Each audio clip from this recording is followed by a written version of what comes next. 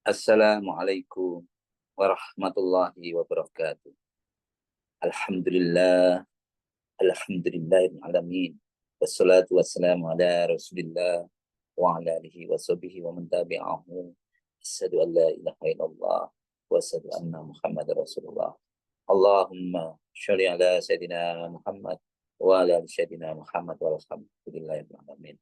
Rabbi israh li sadri wa yassir li amri wahlul 'uqdatam min lisani yafqahu qawli. Rabbi zidni ilma warzuqni fahma bi rahmatika ya arhamar rahimin. Ibu, Bapak semuanya dirahmati Allah, dimanapun Anda berada, kami doakan semoga selalu sehat, sehat pikirannya, sehat badannya, sehat jiwa raganya, dan semoga selalu dilimpahkan rezeki yang banyak berlimpah serta barokah. Untuk mendapatkan itu semua, jangan lupa kita untuk selalu berdoa. Astaghfirullahaladzim.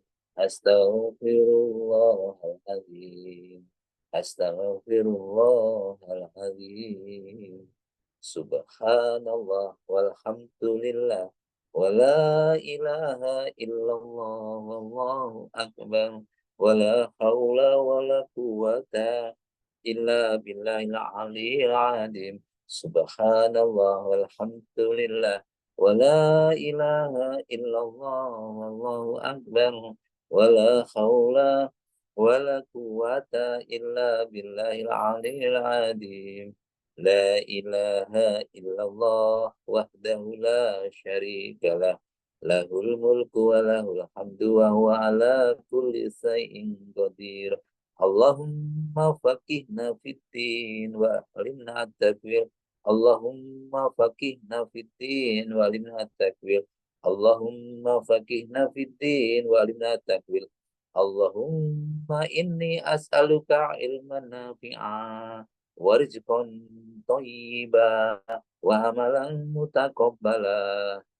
Kita siapkan diri kita untuk sukses. Allahu Akbar, Allahu Akbar, Allahu Akbar, Allahu Akbar. Ashhadu an la ilaha illallah. Ashhadu an la ilaha illallah. Ashhadu anna Muhammadar Rasulullah.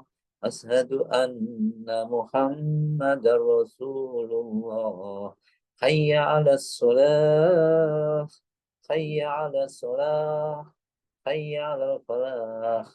Hayya 'alal falah. Allahu Akbar. Allahu Akbar. La ilaha illallah. Allahumma inni as'alukal huda wa tuqa wal hifada wal ghina. Ya Rabbi lakal hamdu kama yanbaghi li jalali wajhikal azimi sultanik. Rabbana zalamna anfusana wa illam taghfir lana wa tarhamna lanakunanna minal khasirin. Rabbana hab lana min azwajina wa dhurriyyatina qurrata a'yun waj'alna lil muttaqina imama. Rabbi anzilni munzalan mubarakan wa anta khairul munzilin. Rabbana innaka jami'un nasi liyaumin la raiba fihi. Inna Allah la yukhliful mi'ad. Allahumma rabbana anzil alaina ma'idatan minas sama'i takunu lana indalil awalina wa akhirina wa ayatan minka warzuqna wa anta khairur raziqin. Allahumma razuqni izzan wa syarafan waj'alni mu'minan sholihan mahbuban indaka wa indan nasi jami'a. Hasbunallahu sayu'tinallahu min fadlihi wa rasuluhu inna ilallahi raghibun. Alhamdulillah, alhamdulillahirrahmanirrahim. Bapak Ibu yang dirahmati Allah, pada kesempatan pagi yang indah yang cerah ini saya ingin menyampaikan kami ingin menyampaikan dan membahas tentang salah satu sikap yang dilarang dalam Islam, salah satu perilaku yang dilarang oleh Islam, oleh agama, ya, yaitu tentang sifat malas. Malas ini tidak hanya merugikan diri kita sendiri, tetapi juga kenapa dilarang? Karena di samping merugikan diri sendiri, juga bisa menghambat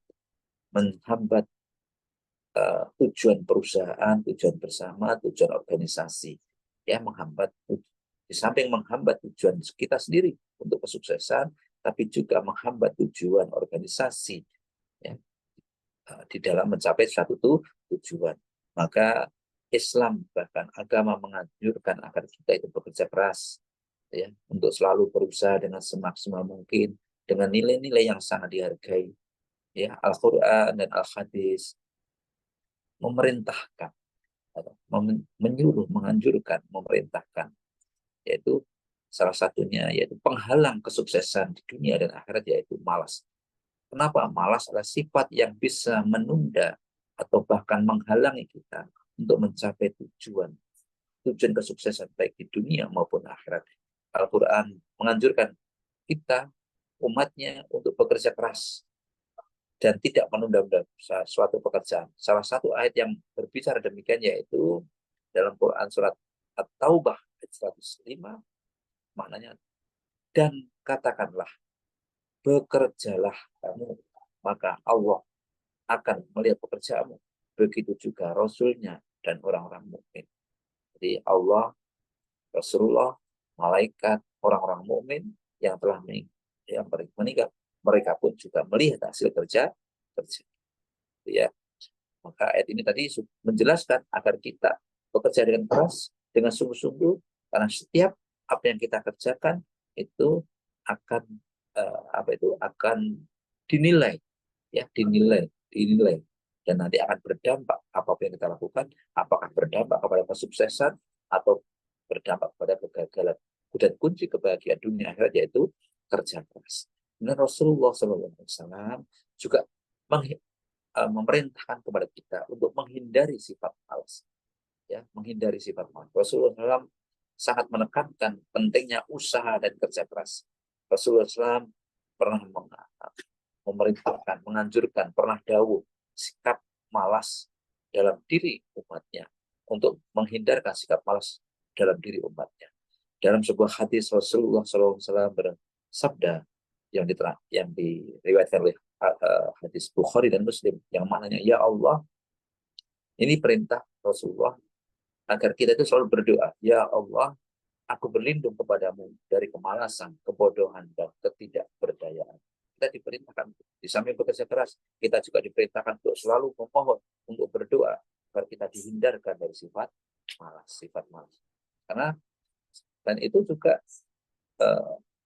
diterangkan karena Rasulullah sangat suka kepada orang yang lebih baik, lebih kuat, lebih baik, lebih semangat. Diterangkan dalam hadis sama-sama masih riwayat Muslim, yaitu seorang mukmin yang kuat lebih baik, lebih dicintai Allah daripada seorang mukmin yang lemah.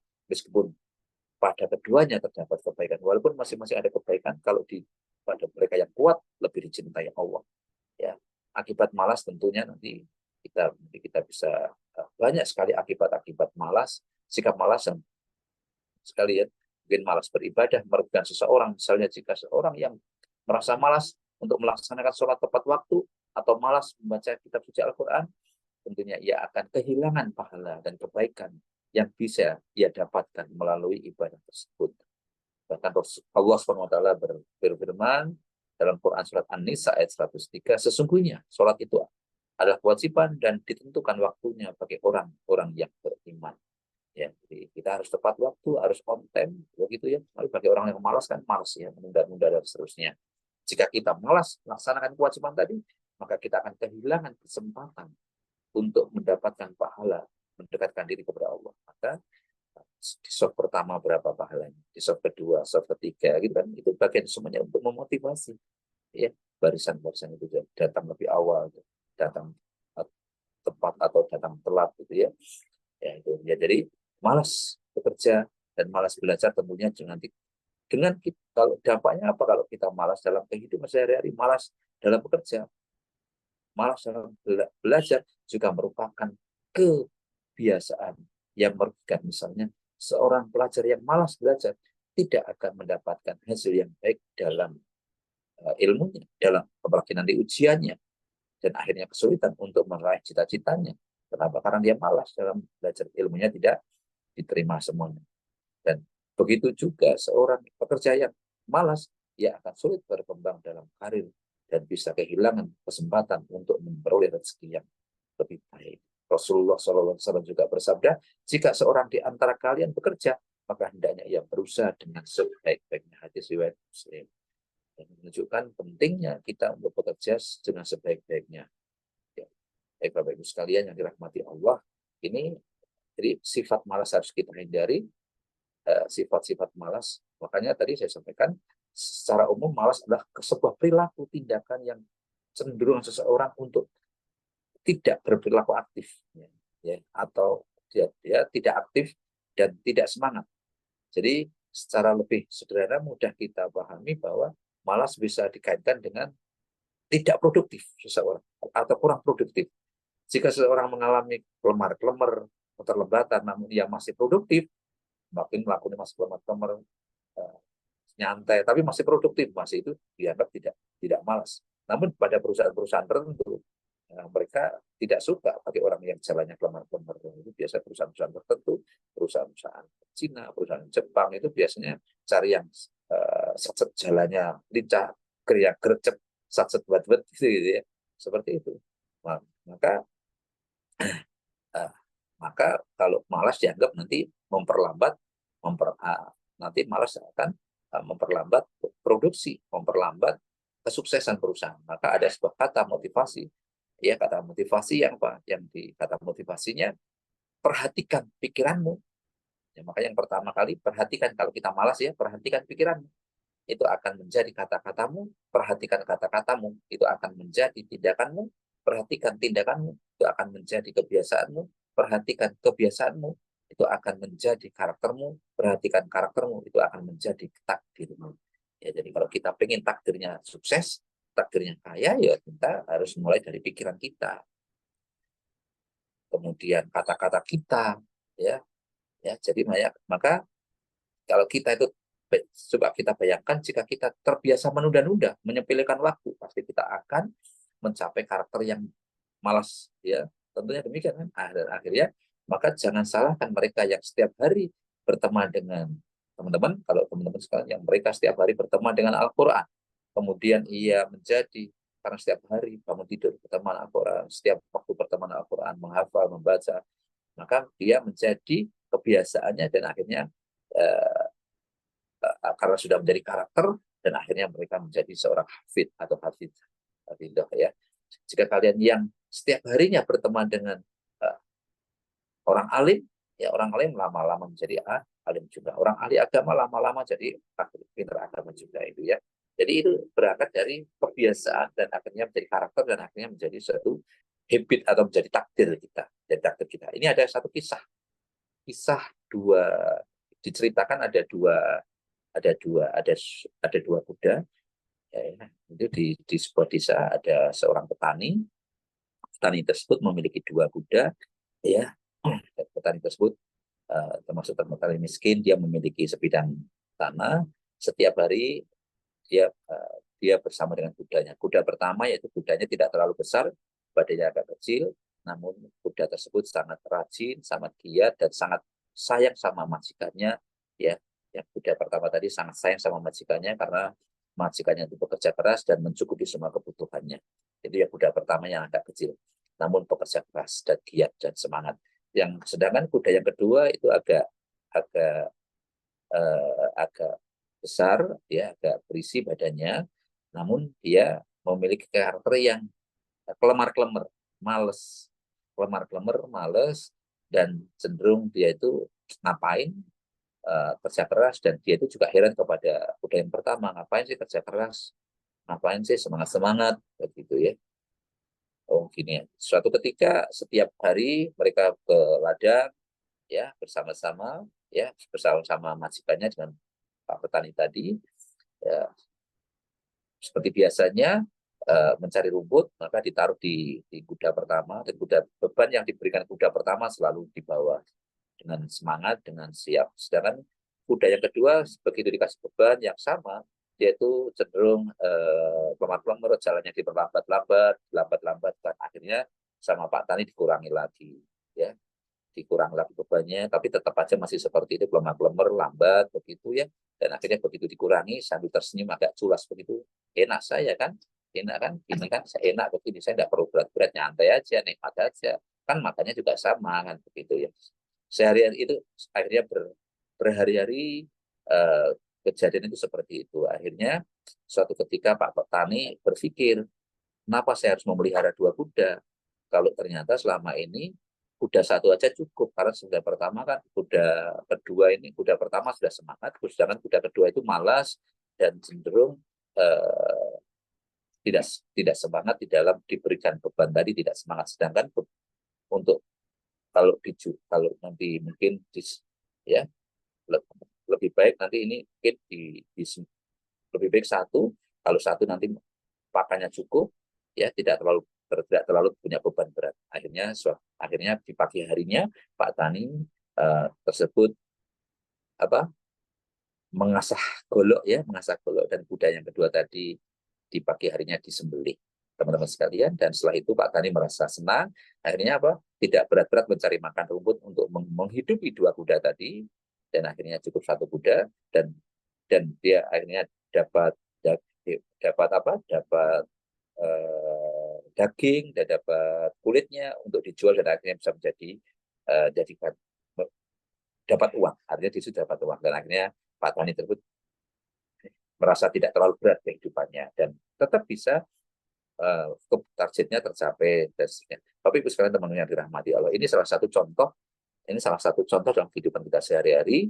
Kita bisa, kalau itu ternyata kan semuanya nanti kan dinilai, ya, semua akan dinilai, ya, semua akan dinilai.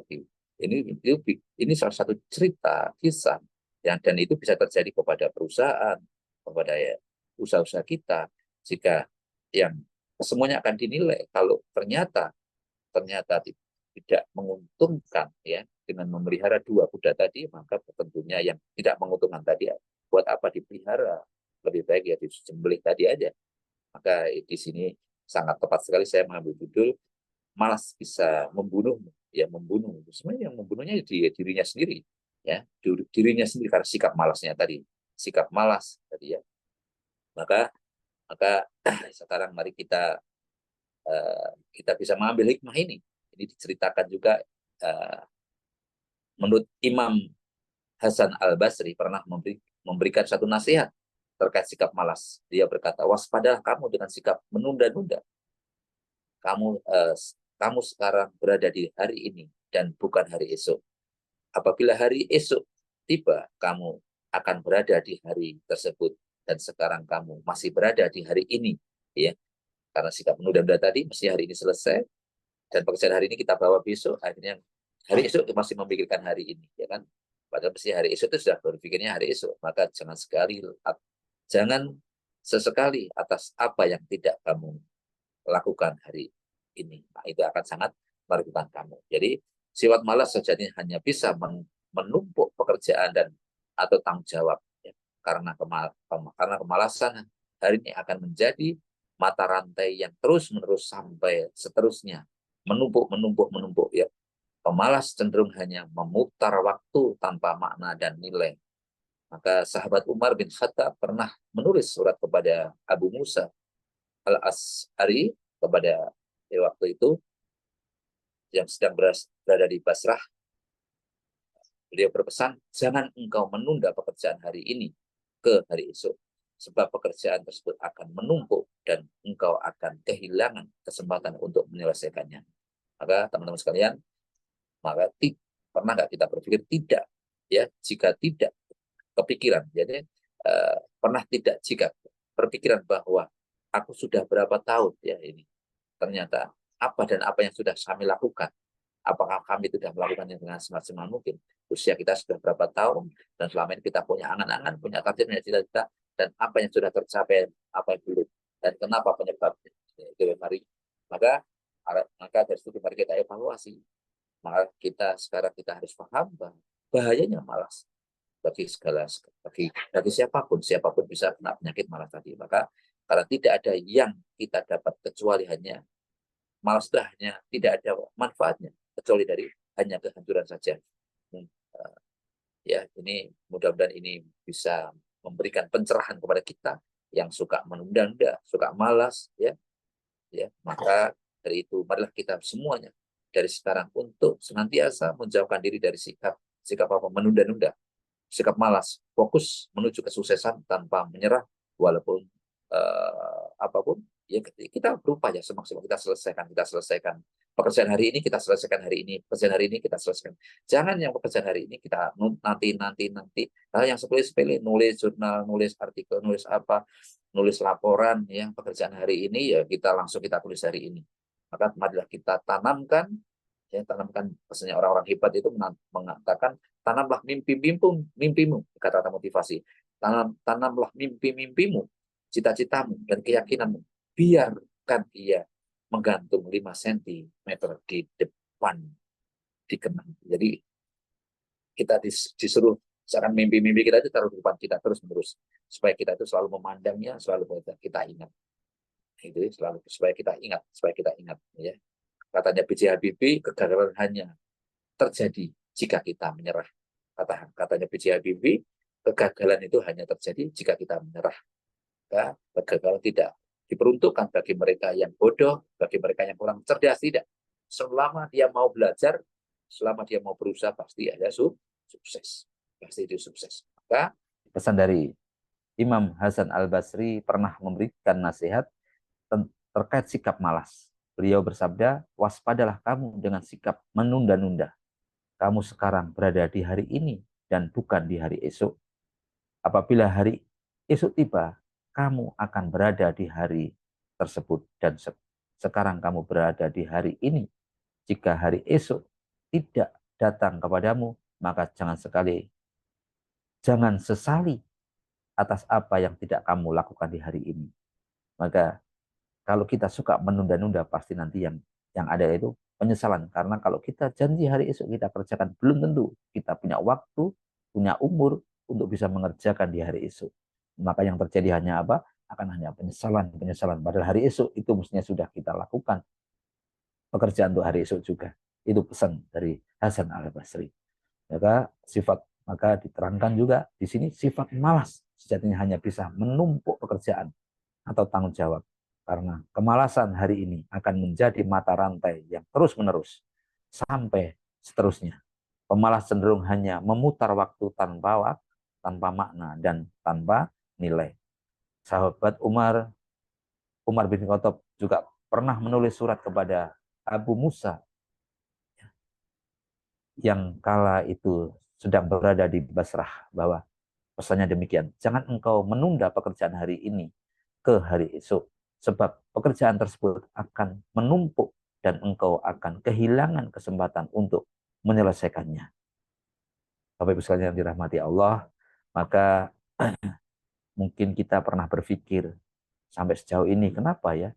Kenapa banyak pekerjaan belum selesai? Kenapa yang demikian? Kenapa saya tidak belum maksimal? Maka kurang maksimal. Maka kata kuncinya yaitu tentang manajemen waktu kita. Maka salah satu pesan dari orang-orang motivator ulung ya pernah mengatakan yaitu kita harus memiliki impian. Tanamlah mimpi-mimpimu, cita-citamu, keyakinanmu. Biarkan ia menggantung di depan kita, kurang lebih 5 cm begini, menggantung di keningmu, supaya kita ingat terus, supaya kita selalu memandang impian kita. Ini salah satu untuk memotivasi. Ya, kemudian B.J. Habibie juga mengingatkan kepada kita, kegagalan hanya terjadi jika kita menyerah. Kegagalan terjadi hanya kalau kita malas. Dan kegagalan tidak akan datang kepada orang yang kurang cerdas atau kurang pintar. Kegagalan hanya akan datang kepada mereka yang malas. Yaitu Bapak Ibu sekalian yang dirahmati Allah, maka solusi dari kemalasan yaitu salah satu cara untuk menghindari kemalasan yaitu yang pertama kita mulai dari menjaga niat kita. Kita niatkan semua aktivitas kita karena ibadah kepada Allah SWT, hanya mengharapkan ridhonya, ya semuanya karena kita niatkan ibadah, bekerja karena ibadah, aktivitas karena ibadah, belajar karena ibadah, dan semuanya yang diterima, yang sampai kepada Allah itu karena ibadah, mencari nafkah karena ibadah, ya, mencari nafkah untuk kepentingan keluarga kita, untuk kemaslahatan umat, untuk membantu sesama. Kemudian memanage waktu dengan baik. Mengatur waktu adalah kunci untuk menghindari malas, ya, supaya kita tidak numpuk-numpuk, supaya kita selesai. Kita gunakan uh, apa itu? Kita gunakan to-do list, kita membuatkan daftar checklist apa yang kita bisa kerjakan dan kita harus bisa fokus. Ada yang skala mana yang penting dan mana yang prioritas kita kerjakan dulu. Nah, Rasulullah Shallallahu Alaihi Wasallam juga pernah bersabda pentingnya kita itu untuk nanti diingatkan kepada kita, yaitu lewat hadis riwayat Tirmidzi, ya, diterangkan yang maknanya demikian, Bapak Ibu sekalian. Tidak akan bergerak kedua kaki hamba pada hari kiamat hingga ia ditanya tentang 5 perkara. Tentang umurnya untuk apa ia habiskan, tentang ilmunya untuk apa ia amalkan, tentang hartanya untuk dari mana ia peroleh dan kemana ia belanjakan, serta tentang tubuhnya untuk apa ia gunakan aktivitasnya. Nah, maka ini hadis ini mengingatkan kepada kita bahwa pentingnya kita mengelola, memanage waktu, dan kita harus amanah yang harus kita manfaatkan dengan sebaik-baiknya, dan kita tidak menyia-nyiakan, ya, dengan rasa malas. Dan berikutnya kita tentunya diperintahkan untuk berdoa dan memohon pertolongan kepada Allah SWT agar kita terhindar dari sifat malas. Dan yang demikian Bapak Ibu sekalian, intinya sifat malas ini eh, betul-betul dilarang, ya. Salah satu karena apa? Malas merupakan salah satu sifat yang menghambat kemajuan diri kita, termasuk usaha kita, ya, termasuk menghambat kesuksesan kita di dunia maupun di akhirat. Itu diterangkan dalam Al-Quran dan Al-Hadis tadi, sangat jelas sekali. Maka kita dianjurkan untuk selalu bekerja keras, bersemangat, dan kita tidak boleh malas dalam segala hal. Bekerja dengan keras bukan hanya untuk dunia saja, tetapi juga untuk mendapatkan ridha Allah dan kita mendapatkan kebahagiaan hidup di dunia dan akhirat, dan tentunya tidak hanya diri kita saja, tapi untuk keluarga kita juga, dan untuk kemaslahatan semoga kita semua dijauhkan dari sifat malas dan diberikan kekuatan untuk terus berusaha dan beribadah dengan sungguh-sungguh.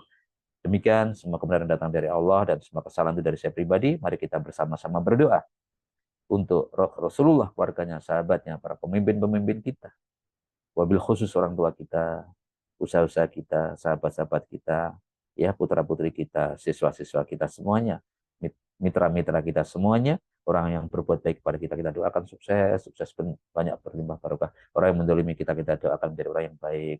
Al-Fatihah. A'udzu billahi minasyaitonir rajim. Bismillahirrahmanirrahim. Alhamdulillahi rabbil alamin. Ar-Rahmanir-Rahim.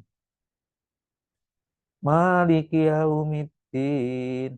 Iyyaka na'budu wa iyyaka nasta'in. Ihdinas siratal mustaqim. Siratal ladzina an'amta alaihim. Ghairil maghdubi alaihim waladdallin. Amin. أعوذ بالله من الشيطان الرجيم بسم الله الرحمن الرحيم إذا وقعت الواقعة ليس لوقعتها كاذبة خافضة رافعة إذا رجت الأرض رجا وبست الجبال بسا فكانت هباء منبثا فظلهم أزواجا ثلاثا فأصحاب الميمنة ما أصحاب الميمنة وأصحاب المشأمة ما أصحاب المشأمة والسابقون السابقون أولئك المقربون في جنات النعيم ثلة من الأولين وقليل من الآخرين على سرر موضونة متكئين عليها متقابلين يطوف عليهم ولدان مخلدون بأكواب وأبارك وكأس من معين لا يصدعون عنها ولا ينزفون وفاكهة مما يتخيرون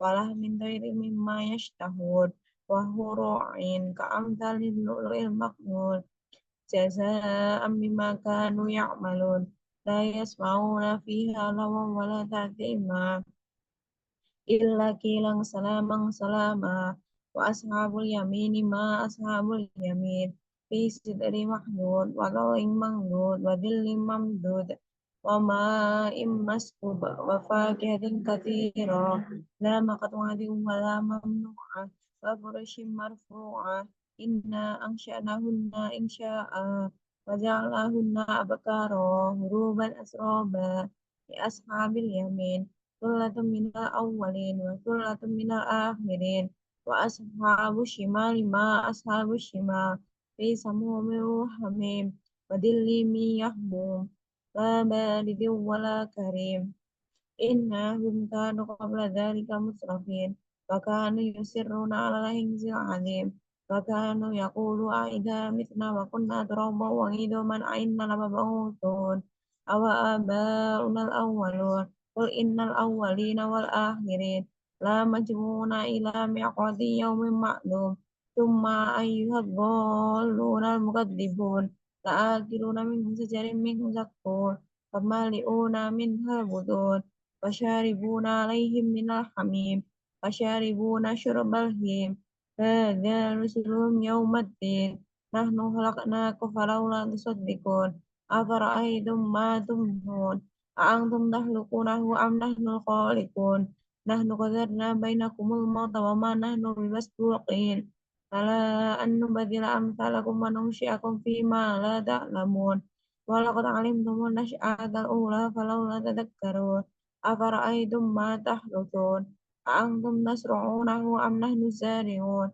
لو نشاء لجعلناه حطاما فظلتم تفكهون إنا لمحرمون بل نحن محرومون أفرأيتم الماء الذي تشربون أأنتم أنزلتموه من المزن أم نحن المنزلون لو نشاء لجعلناه أجاجا فلولا تشكرون أفرأيتم النار التي تورون أأنتم أنشأتم شجرتها أم نحن المنشئون نحن جعلناها تذكرة ومتاعا للمقوين فسبح باسم ربك العظيم فلا أقسم بمواقع النجوم وإنه لقسم لو تعلمون عظيم إنه لقرآن كريم في كتاب مكنون لا يمسه إلا المطهرون تنزيل من رب العالمين أفبهذا الحديث أنتم مدهنون وتجعلون رزقكم أنكم تكذبون فلولا إذا بلغت الحلقوم وأنتم حينئذ تنظرون